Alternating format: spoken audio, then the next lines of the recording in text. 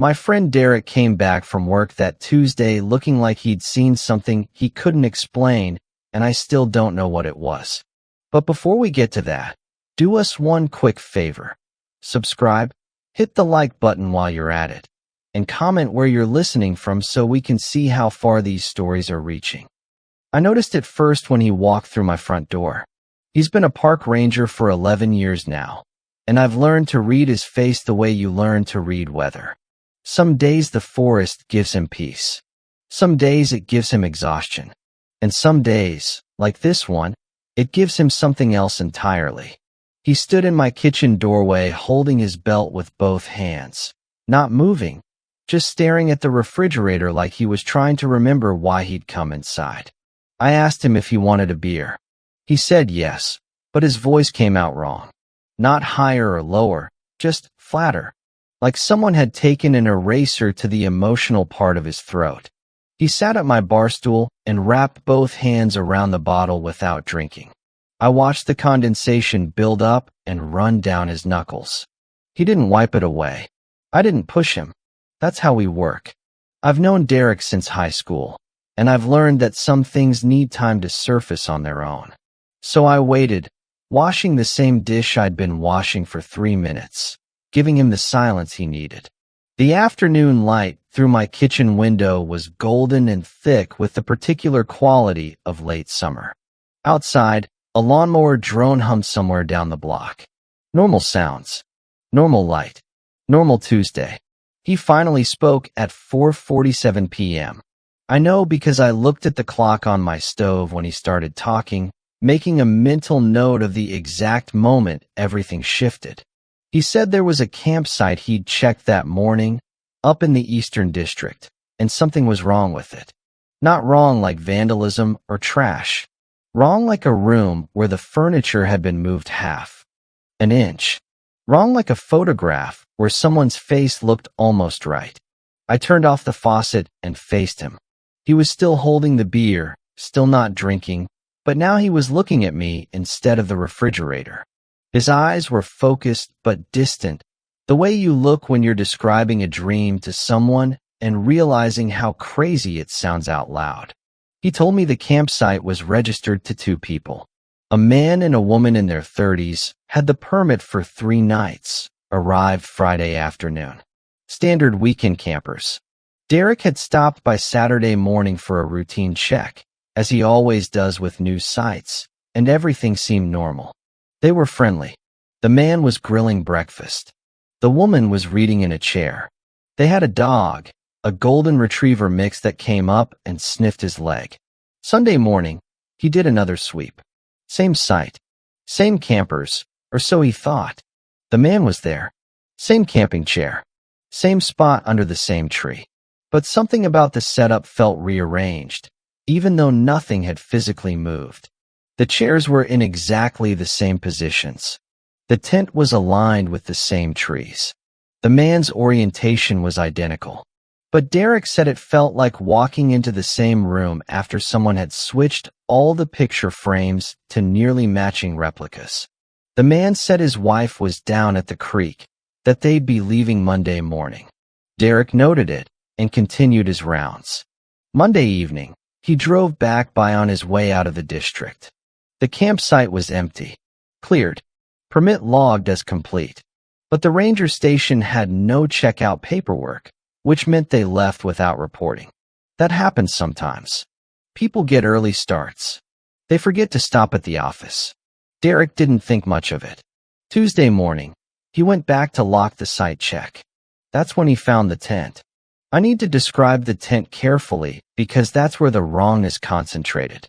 It was a 2-person dome tent, blue and gray, the kind you buy at any outdoor supply store. The guy had been sleeping in it Sunday night. Monday morning it was gone, folded up in the truck or pitched back at home. That's what Derek assumed. But when he arrived Tuesday, the tent was there again. Set up exactly like the first visit. Guy lines tight. Stakes driven at the same angles. Rain fly positioned the same way. But it was empty. No sleeping bag. No pad. No sign anyone had ever used it. He walked the perimeter twice. The fire pit had no ashes. The cooking area had no residue. The chairs had left where patterns in the grass that matched the first visit's positions exactly, but there were no new patterns overlaid on top of them. The chairs hadn't moved since Saturday morning. Derek stood in the center of that campsite and felt something he couldn't name. He described it as the sensation of looking at a detailed drawing of a face and knowing, without seeing the original, that something was slightly off. Proportions wrong. Spacing wrong. But you can't articulate what because your conscious mind doesn't process faces that way. It just sends up a flag. Something's not right here. I asked him what he did next. He said he radioed the station and asked them to run the permit number again. They did. Man and woman, 30s, 3-night permit, listed as a late checkout. No, he said. They're marked as complete. The ranger at the station, Janet, pulled up the file again and said there must be a glitch in the system because the checkout time was logged as Monday at 6:14 a.m. But she didn't remember processing it. Neither did anyone else in the morning shift.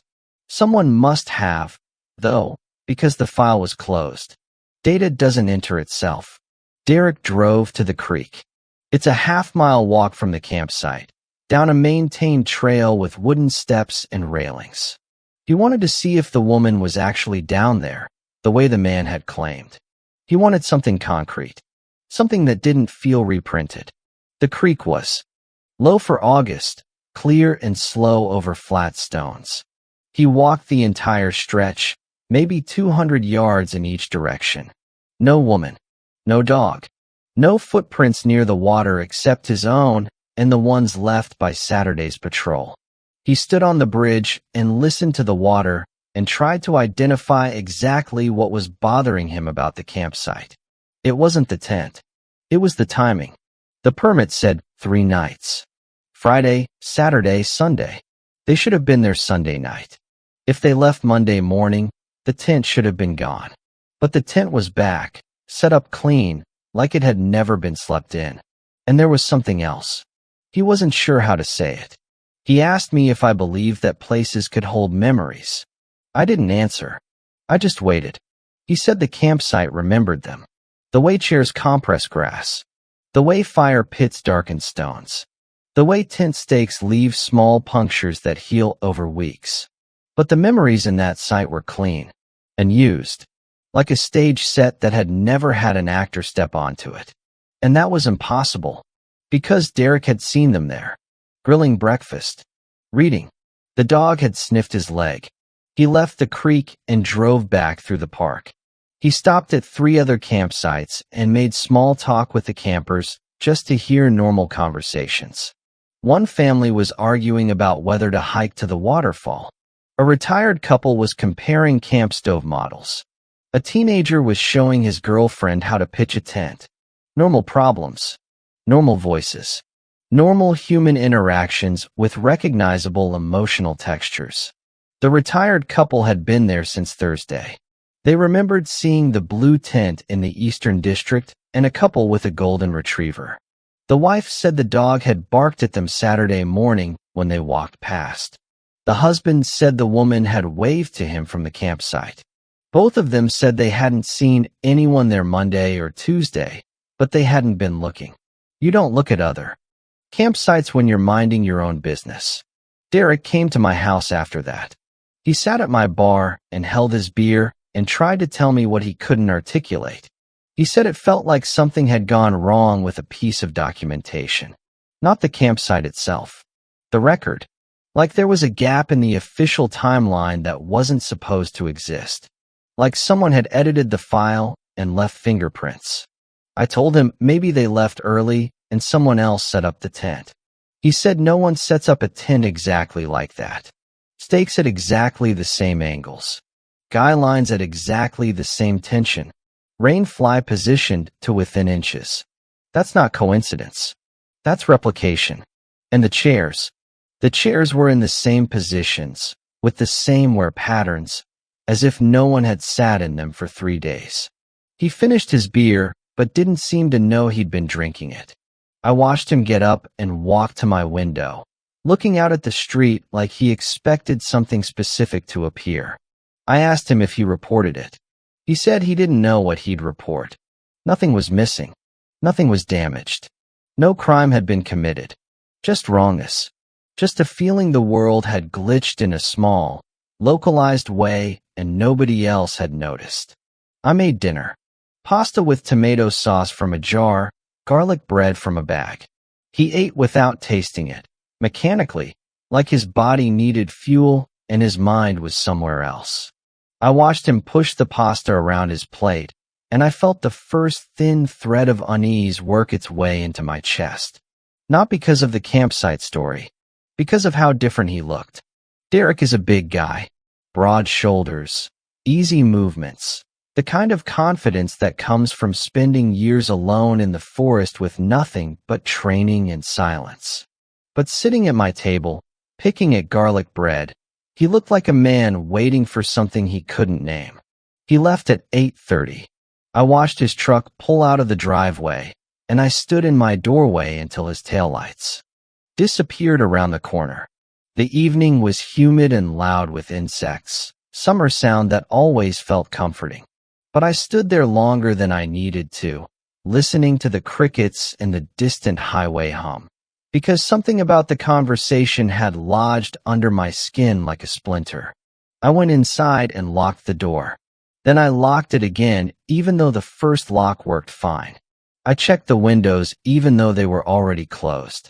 I did these things not because I was scared, but because my body had received a message my mind hadn't processed yet. Wednesday morning, I went to work. I teach high school math, which means I spend my days in a fluorescent-lit room explaining quadratic equations to teenagers who don't care. I was grading papers during my planning period when my phone buzzed. A text from Derek. It said, "Need you to see something. Can you come up Saturday?" I texted back asking what it was. He didn't reply until after school, around 4 p.m. He said he'd found something at the campsite.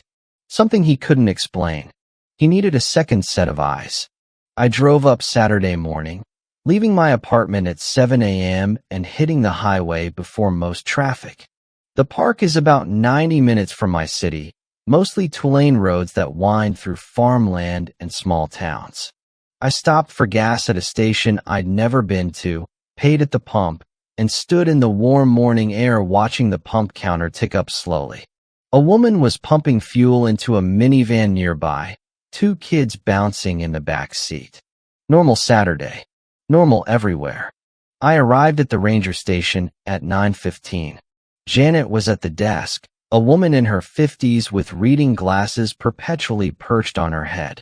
She smiled when I came in and said Derek was out on patrol, but had left instructions. He told her I'd be coming. She gave me a visitor pass and a map with the campsite marked in yellow highlighter. She said not to worry about the key. He'd left it under the mat at the site. I drove. The forest road with my windows down, listening to pine trees and birds and the occasional crack of a branch under my tires. The road was well-maintained gravel, 2 lanes with pullouts every quarter mile. I passed a few other cars, other visitors, and each time I felt the brief human acknowledgement of passing strangers.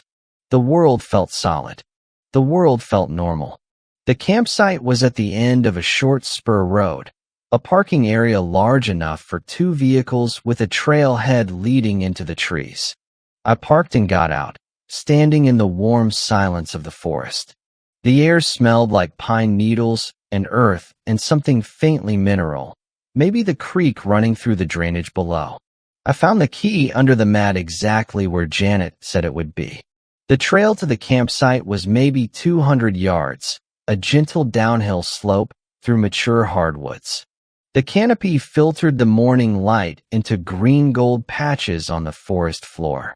I walked slowly, not rushing, taking in the details because I understood now that Derek had noticed details, and that was what was bothering him.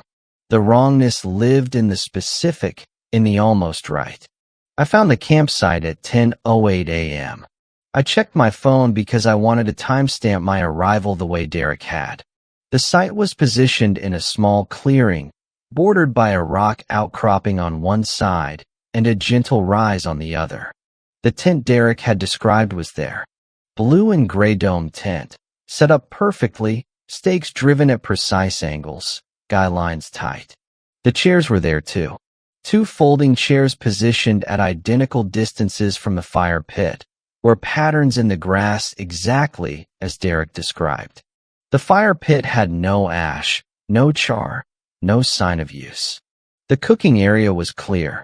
No trash, no food wrappers, no evidence anyone had ever prepared a meal there. But the thing that made my stomach clench was the dog bowl. It was near the tent entrance, a standard plastic water bowl, blue. It was empty, but not dried out. It had been used recently. The interior surface showed the meniscus ring you get from water sitting and evaporating slowly. Not recently enough to still be wet, but recently enough that the ring hadn't yet collected dust or debris. A few days, maybe a week. I walked the perimeter slowly, deliberately, looking for anything that didn't belong. The ground was mostly pine needles and small stones, with patches of exposed earth where foot traffic had worn away organic matter. I found footprints. 2 sets. One larger, one smaller. Both headed toward the tent from the parking area, and both headed back toward the parking area from the tent. But there were no footprints circling the site. No tracks indicating someone had moved between the tent and the chairs, or between the chairs and the fire pit. Just the 4 tracks, in and out, like someone had walked directly to the tent and then walked directly away. I stood in the center of the campsite and let myself feel what Derek had described. The wrongness. The sense that I was looking at a photograph of something that had never happened. The tent was the focus. I walked toward it slowly, stopping just outside the guy lines. The zipper was closed. I unzipped it slowly, the metal teeth clicking in the silence, and pulled the flap aside. The inside was empty. Floor fabric showing through. No sleeping bag. No pad. No personal items. But there was something on the floor. Small dark spots, maybe 6 or 7 of them, arranged in an irregular arc near the back wall. I knelt and looked closer without touching. They weren't stains. They were smears. Something had been dragged across the floor fabric, leaving residue. Not blood. Too dark for blood. More like grease mixed with dirt. The kind of mark a dog makes when it lies down and shifts around, pressing its paws and body into the floor. The dog bowl. The smears. The footprint patterns. They didn't match. If a dog had been in the tent, there should be more footprints. More movement. More evidence of a living creature existing in space over time. But the tent had been used exactly once in a specific way that produced exactly 1 set of marks. The dog's body had been there, but the dog hadn't moved. It had lain down and stayed, and then it had been carried out. I sat on the edge of the rock outcropping and watched the campsite while the morning turned to midday. I drank water from a bottle in my car and ate a granola bar without tasting it. I thought about Derek's face when he described this place. I thought about the way his voice had flattened, like an emotional erasure had occurred somewhere between the forest and my kitchen. The more I sat there, the more I noticed things that hadn't been wrong on first inspection, but became wrong with sustained attention. The tree nearest the tent had a small branch broken off. The break was fresh, pale wood showing through brown bark. But there was no branch on the ground below it. The broken piece had been removed. The rock outcropping I was sitting on had a small flat area that would make a natural seat. It was positioned so someone sitting there would have a direct line of sight to the tent entrance. The area was worn smooth, evidence of years of use by previous campers. But there was a depression in that worn surface that looked like something had been placed there recently and then removed. The moss was compressed in a rectangular pattern. A camera, maybe, or a tripod. I stood up and walked to the other side of the clearing, where the rise of ground created a natural boundary. There was a cluster of rocks back there, just large stones partially embedded in the earth. One of them had been moved. The moss on the exposed side was still light-colored, the interior surface not yet weathered. Someone had placed it there recently and hadn't bothered to camouflage the displacement. These weren't accidents. These were tiny alterations, substitutions. The campsite was a recreation of a real event performed by someone who knew what they were doing but didn't fully understand what they were recreating. Like a forgery created by someone who'd studied the painting but never seen the original. I found the phone at 2:47 p.m. It was in the fire pit, buried under the uncharred stones. I almost missed it because it blended with the gray and brown coloring of the rocks. But my foot caught on something that didn't give, and when I looked down and brushed away the loose stones, there it was. A smartphone, screen cracked, face down in the ashless pit. I used my handkerchief to pick it up, not wanting to contaminate evidence I didn't understand. The phone was dead. No backup battery, no charger in my car.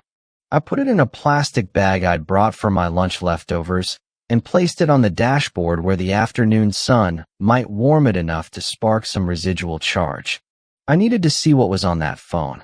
I needed to know who these people were. Man and woman with a golden retriever, 3-night permit. Campsite that remembered them without ever having been used. I drove back to the ranger station at 4:30 p.m. Janet was still there, now with another ranger, a young guy in his 20s doing paperwork at the adjacent desk. I showed her the visitor pass and asked if she could check the permit file again for the Eastern District campsite. She pulled it up on her screen and recited the details. Man and woman, 30s, 3-night permit. Listed as late checkout at 6:14 a.m. Monday. I asked her if anyone remembered processing that checkout. She said no. The system logged it automatically, but someone would have had to close the file. The logs didn't show who. There was a gap in the audit trail.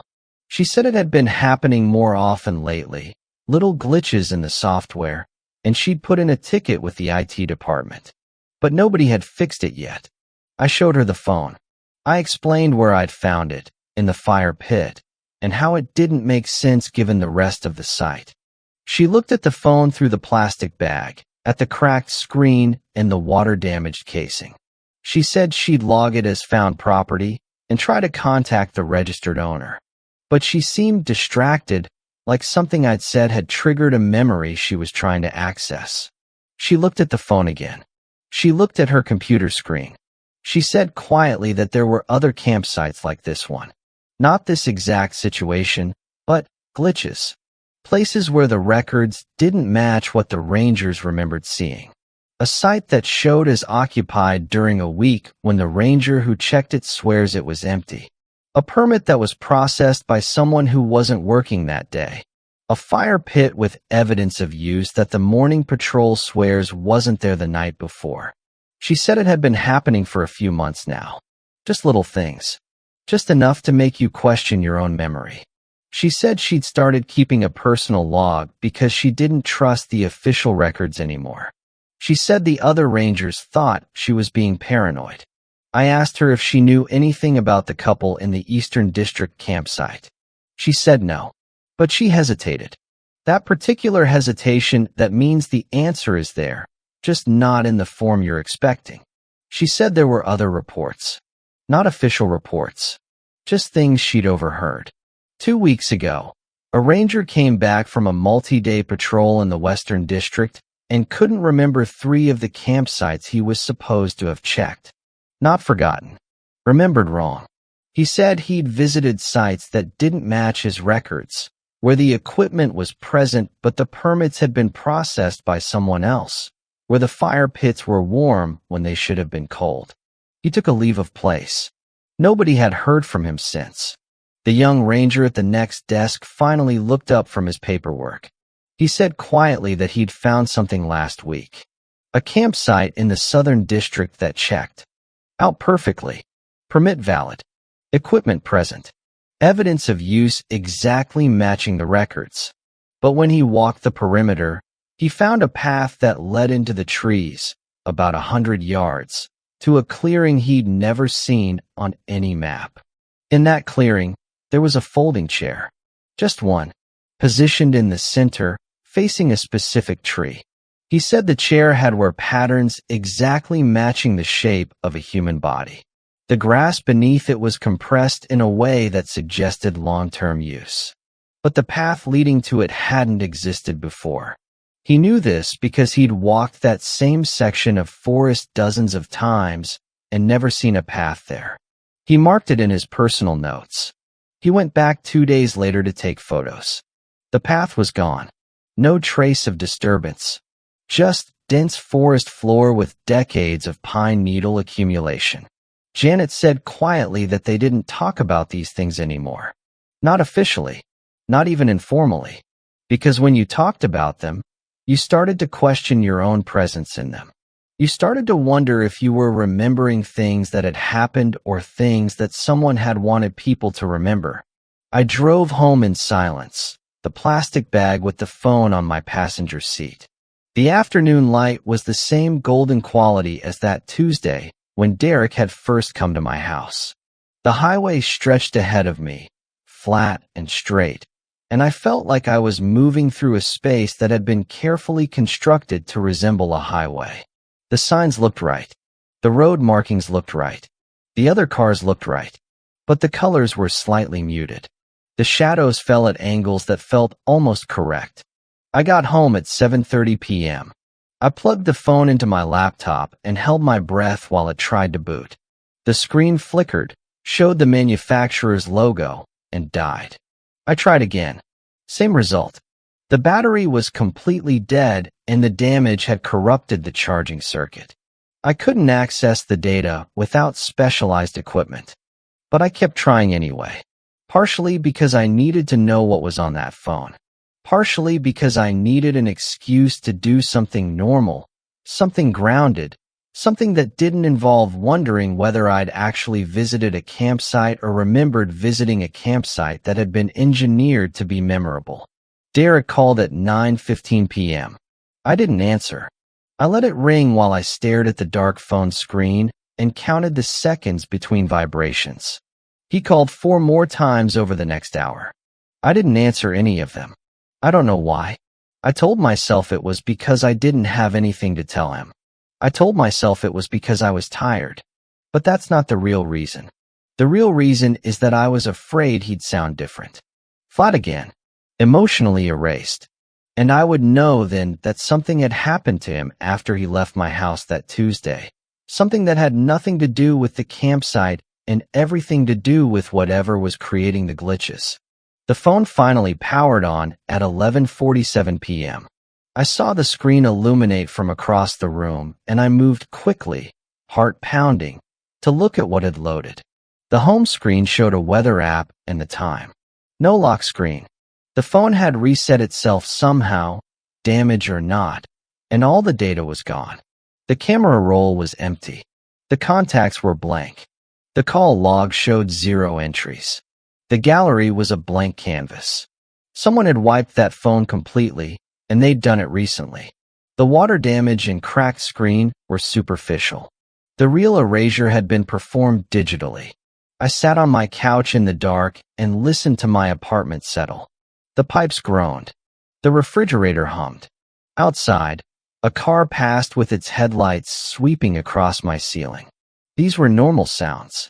These were the sounds of a normal apartment in a normal building populated by normal people living normal lives. But I kept thinking about the dog bowl, the rectangular depression in the moss, the phone that had wiped itself after being placed carefully in a fire pit that would never be used. I kept thinking about Janet's voice when she said they didn't talk about these things anymore because talking made you question your own presence in them.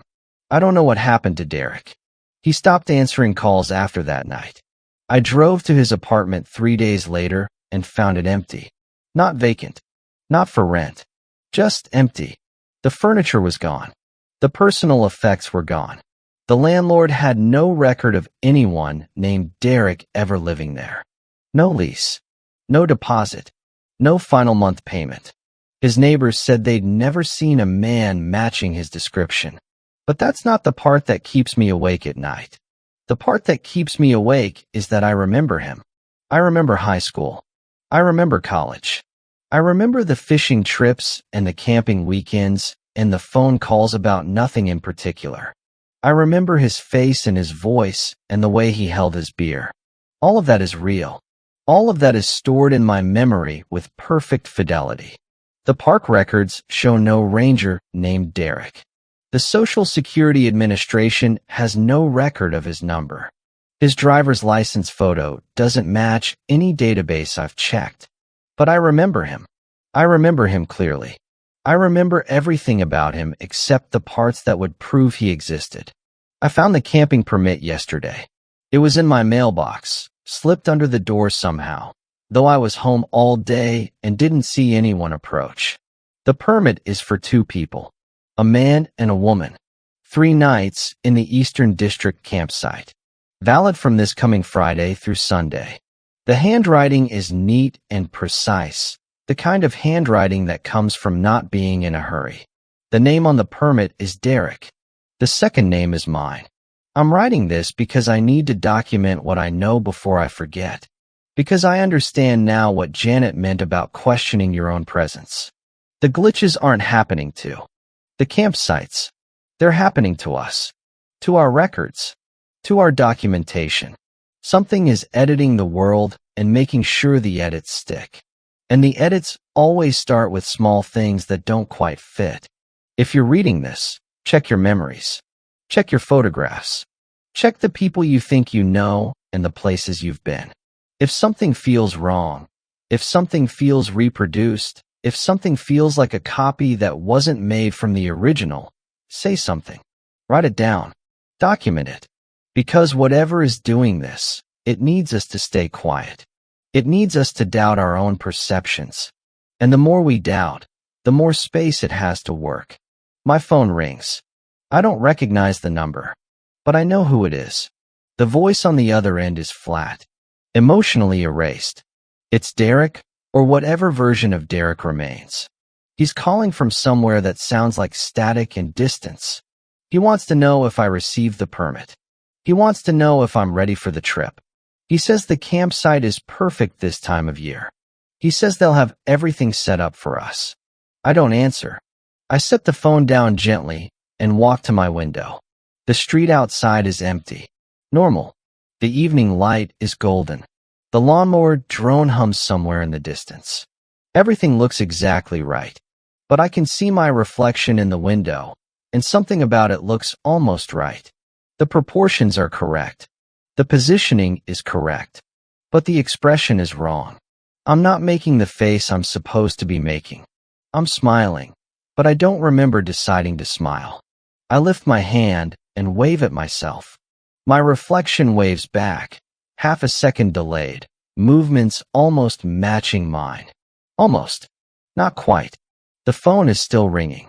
I can hear it from here, that digital pulse that sounds like it's coming from somewhere else. I'm going to answer it eventually.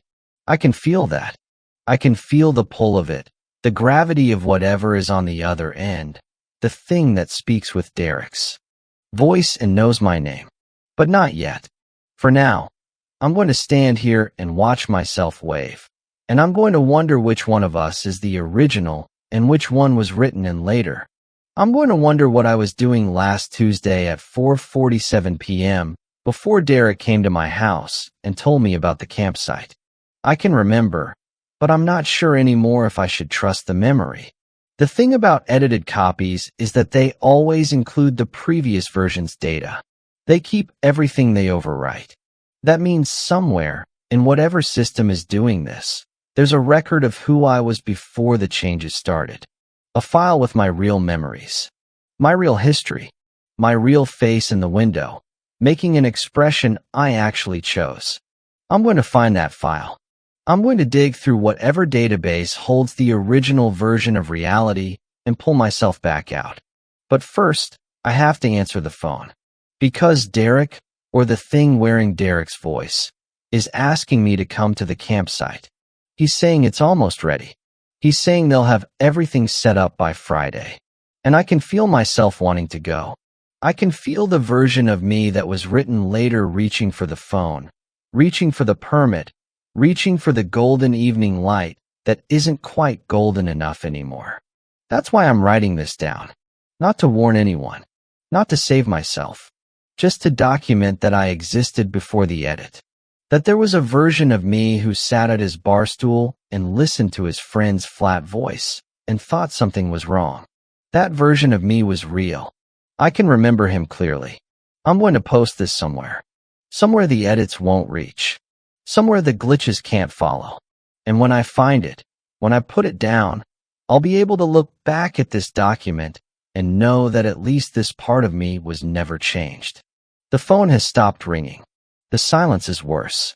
I'm going to look away from the window now. I'm going to turn around and face my reflection, and I'm going to ask it politely who it is and what it wants. But I already know the answer. I'm looking at it right now, smiling at me from the glass, waiting for me to turn around and complete whatever process began when Derek first walked through my door. The only question that remains is whether I was the original or the first replacement. And I'm starting to think the answer is neither. I'm starting to think there was never an original. I'm starting to think I've been asking the wrong questions. The phone is ringing again. This time, I'm going to answer it.